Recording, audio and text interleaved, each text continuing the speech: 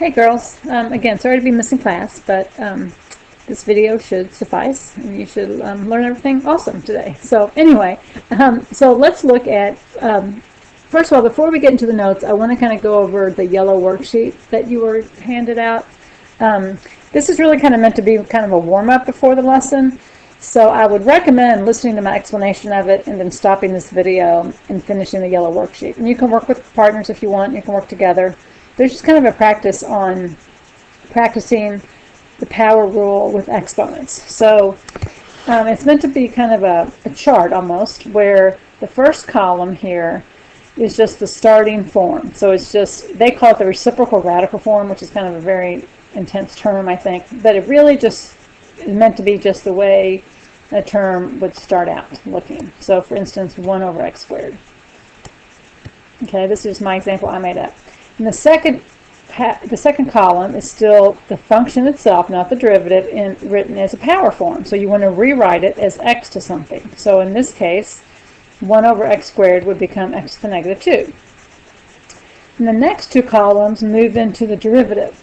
So then the third column is the power form. So you would just take the derivative of the rewrite. So again, the derivative of this of x to the negative 2 is negative 2x to the negative 3. And then the fourth column is just rewriting the derivative to get rid of the negative exponents. And for the purposes of this worksheet, they actually reintroduce the radical sign. I had said we don't really have to, but for this worksheet, that's kind of how they do it. So then if there were a radical here, you would rewrite that. Okay?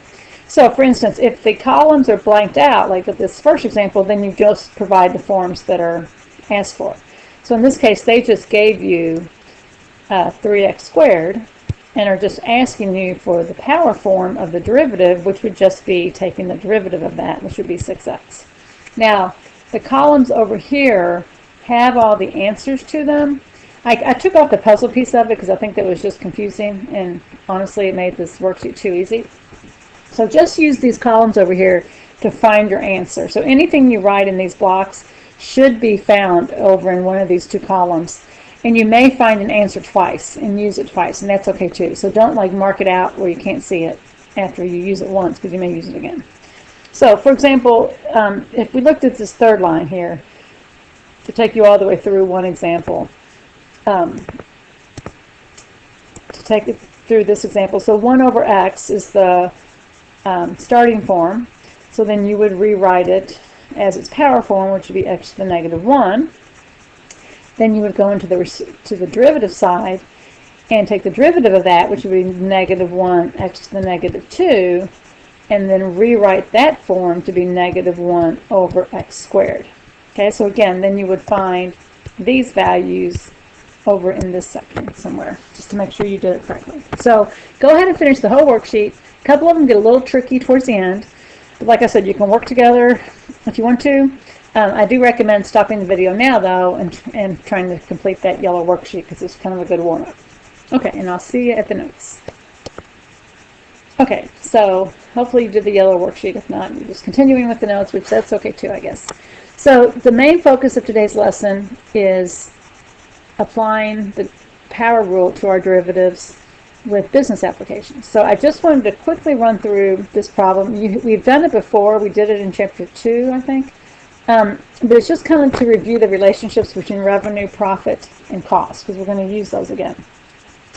So this says, a firm selling birdseed finds that the total cost in dollars is given by this equation.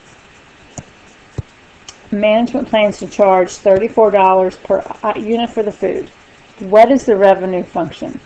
Remember, revenue function is price times quantity. So what you're selling a product for times how much you sell. So in this case, the revenue function would be the price of 34 times quantity Q. Okay, revenue function. What's the profit function? Remember, profit function is the revenue, so how much money you bring in selling stuff, minus how much it costs you to make the stuff, for lack of a better word. So profit function, using this equation, is going to be our revenue of 34, sorry, I'm going to use x here, a revenue of 34x, be consistent, minus the profit, or I'm sorry, minus the cost of 23x plus 100. So again, remember, always put that parentheses because you have to distribute your negative. So that becomes 34x minus 23x minus 100, which when we simplify that, we get 11x minus 100. Profit function. Okay, so remember, profit is revenue minus cost. Revenue is price times quantity. So now, using this profit function, if you want to find out what's the profit if you sell 11 units, again, you find profit of 100 units. I'm sorry, of 100 units. Then you plug in 100 for x. You get 1100 minus 100, so 1000. Another variation on profit questions is how many units must be sold to make a profit of 9,000. So again, when you're given the profit and want to find the units, you set the profit function equal to your profit and solve for x.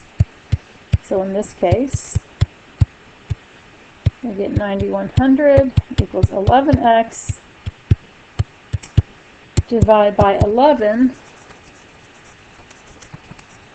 and x is 827.27. And since we're talking about items, you always want to round up, so 828. Okay, so again, there's no derivatives in there, no calculus. This was just a review of terminology. So now let's take a look at how we apply that. So today we're looking at derivative word problems using the power rule. And again, we talked about our applications of derivatives and how derivatives tell us the slope of the tangent line, which we talked about last class, which, as a reminder, the homework that was due today, make sure you bring that next class and we'll go over it all together. Derivatives will also tell you velocity. And what we're going to focus on today is they also tell you instantaneous rate of change. So as that applies to business functions, that means marginal cost, marginal revenue, or marginal profit. And when we talk about marginal cost, revenue, and profit, I want you to think of these phrases. So marginal cost is the cost of producing one more unit. Marginal revenue is how much money will be brought in by selling one more unit. Marginal profit, how much money will be made by selling one more unit. So the term marginal is always talking about how much will one more unit give us, whether it's cost, revenue, or profit. But again, it's the change in x, or the change in y brought upon by the change in x of 1. Okay? So, let's take a look at some of these examples. So, for example, suppose that the total cost in hundreds of dollars to produce X thousand barrels of a beverage is given by this function, this cost function. Find the marginal cost function. Again, now that we know the power rule, that's not difficult, right? So we can take the derivative of the cost function, and we get 12x squared plus 200x minus 50. So that's our marginal cost function. Find the marginal cost when x equals 5. We're going to plug in 5.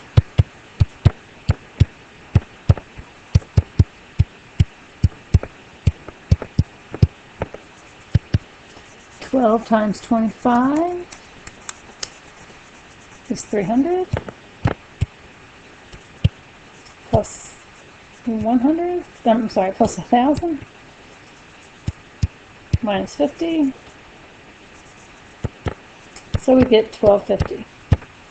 So the marginal cost, so the cost to produce one more unit when we've already produced 5 units, is $1,250. Okay? If we wanted to find how much is it to cost to produce one more unit when we've sold 10 units, again, we would find C at 10. Okay? So again, it's just the cost of one more unit. Okay. Now, we're not going to go through that right now, but okay. So that's cost, that's marginal cost. Let's look at the demand function in marginal revenue. So again, remember that these are really tricky, so really pay attention here. There's probably more questions on this after this lesson than anything. Remember that demand functions are a little bit awkward. D of Q just means it's the demand function with respect to quantity, and actually what it's really showing you is price. Okay, so it uses quantity as its independent variable, but the Y value it's giving you is actually price. So when we want to find the revenue function, R of Q, using this function, we want to, again, remember that revenue is quantity times price. So R of Q is quantity times price, and this is price. So it's quantity times 50,000 minus Q over 25,000. So if we do that multiplication, we get 50,000 Q minus Q squared over 25,000. Now, if we simplify that, again, remember, this is just a denominator. This is not a rational function because there's no variable underneath here. So we can simplify that by thinking of it like 50,000 Q over 25,000 minus Q squared over 25,000. And that simplifies to 2Q minus Q squared over 25,000. So that is our revenue function. Again, we haven't taken a derivative yet. So now to find the marginal revenue function, we need the derivative. So R sub Q is going to be the derivative of 2Q is just going to be a 2, right? The derivative of like 2x would just be a 2. And then minus, we bring the 2 down in front, 2Q, and then 2 minus 1 gives us 1, so 2Q to the first over 25,000.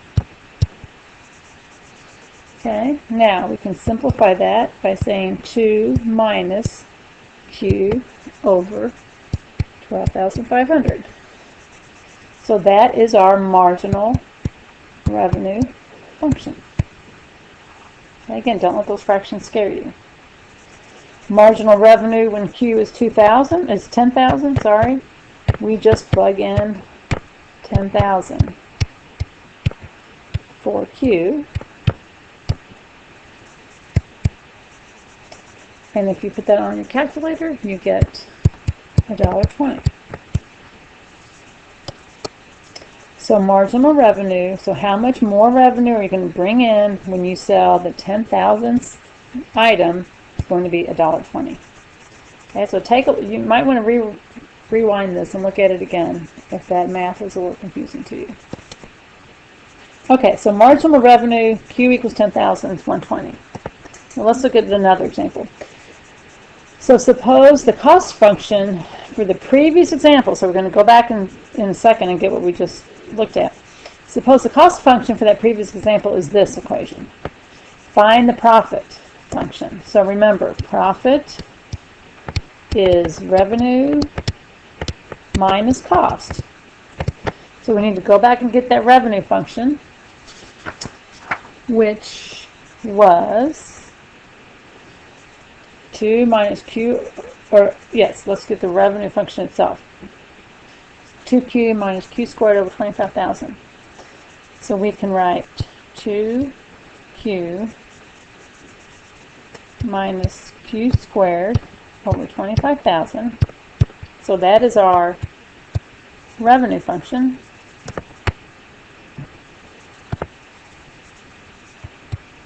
Trying to find our profit function. So that is our revenue function minus the cost function, which is 2100 plus 0.25Q, is our C of Q.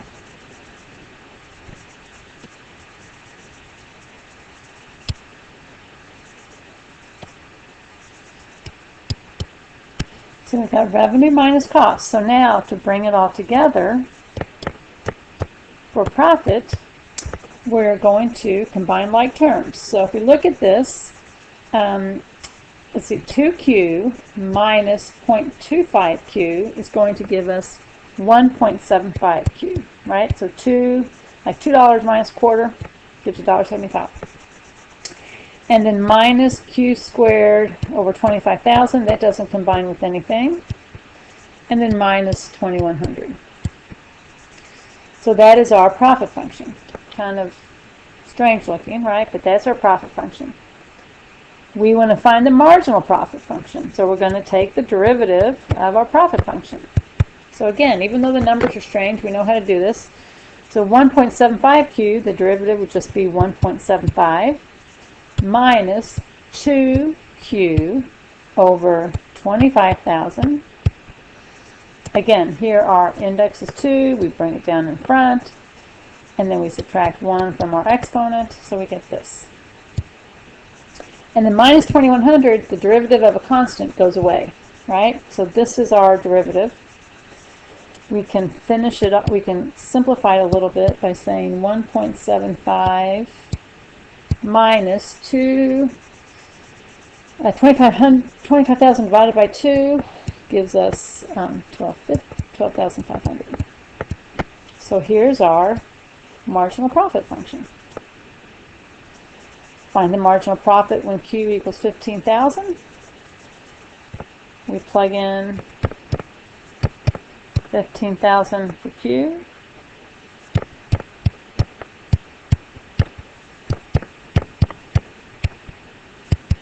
Do the math. Again, if you're doing this all on your calculator, be sure and put that 15,000 divided by 12,500 in parentheses. And we get 55 cents. So by selling that 15,000th unit, they are making a profit of 55 cents. Okay? So that completes the notes for today. Now, you also received a blue worksheet, okay? And on the blue worksheet, it really kind of walks you through examples from our notes. So, again, it asks for total revenue, and then marginal revenue at a certain items. And then it gives you a revenue and a cost function and asks you for the profit. And then revenue, cost, and profit at a certain value. And then the derivatives of those. So take careful notice on the worksheet and only give, sometimes it'll be asking for the derivative of the function. Sometimes it's just asking for the function itself. So you kind of have to walk through that. And then number 3 is, again, marginal cost, marginal revenue. Number 4, it gives you a position function and asks for velocity. Actually, you can skip number 4. We really haven't been over number 4. So you can skip number 4, and then 5, 6, and 7 is kind of a review of last class. So that's tangent line stuff. So again, we'll refer back to your old notes. So anyway, go ahead and complete the blue sheet. So you need the yellow sheet, the blue sheet, and then there's a couple problems from the book for homework. But that should be plenty to keep you busy for this class. So anyway, good luck with that, and I will see you on either Thursday if you're C block or Friday for F block. Thanks. Bye.